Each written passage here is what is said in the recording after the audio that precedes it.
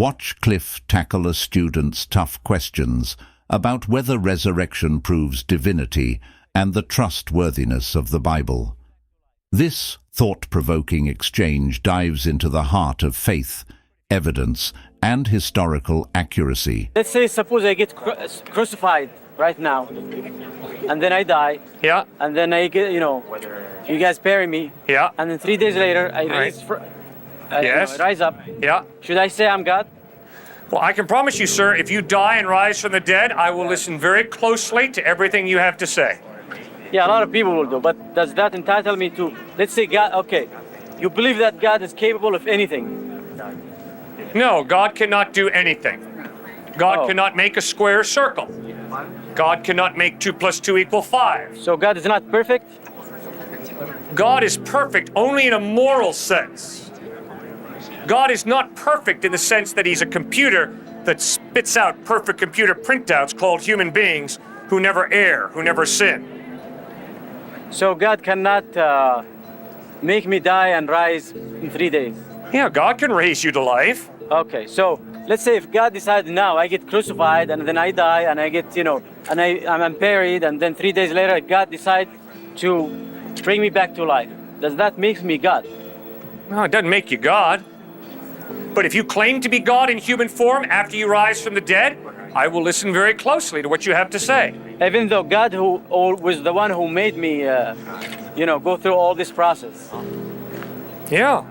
And I'm sure that if you're that close to God, that he raises you back to life after 3 days, that if you're not God, you're not going to claim to be. You wouldn't lie. But I can promise you, if you die and rise from the dead, I'm going to listen very closely to everything you have to say, because the evidence is you're amazing. Yeah, amazing, true, but does that make me God? No, that's right, but Jesus claimed to be God in human form, and then he backed it up with a sinless life, amazing teachings, a death where he forgives his enemies, but most importantly, a resurrection from the dead. That validates his claim. I mean, I didn't claim that Jesus is God. It wasn't Constantine who made that up. Jesus himself claimed to be God. And then he dies and rises from the dead. That's important evidence that he's not blowing smoke, he's speaking the truth. But in every historical record, there are aspects to those historical records that are not accurate.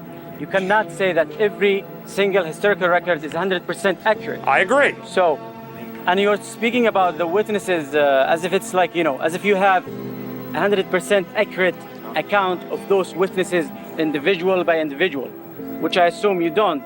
All your evidence is based on the scripture, on the Bible. You assume that the witnesses were accurate and everything else is accurate based solely on the scripture, on the Bible. And maybe some of those, or most of them, like I said yesterday, are, accurate. But the line where it says that Jesus is God, I don't think it's accurate. I don't think Jesus said so. Okay, you've raised a great point. You're absolutely right. Some documents that are written are not accurate. They are inaccurate. Other documents that are written are accurate. So you and I agree. Now, obviously, the next question is, what tests do you use to determine what is accurate and what is inaccurate? What test do you use? In the case of the scripture, in the case of the Bible? Any book. Yeah, let's use the Bible as an example. You didn't have the physical actual Bible that was written, whenever it was written, the first time it was written.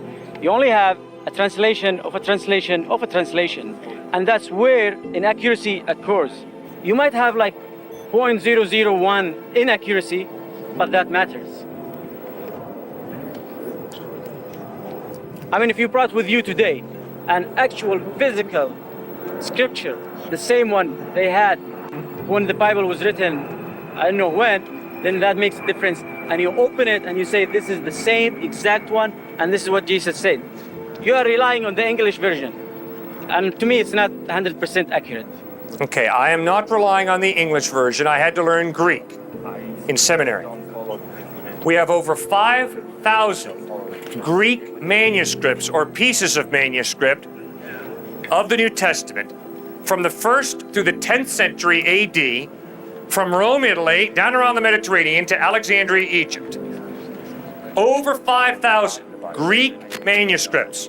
We have such a high degree of certainty that we really have what the authors wrote. It's incredible. There's no document from antiquity that can even approach the New Testament in manuscript evidence.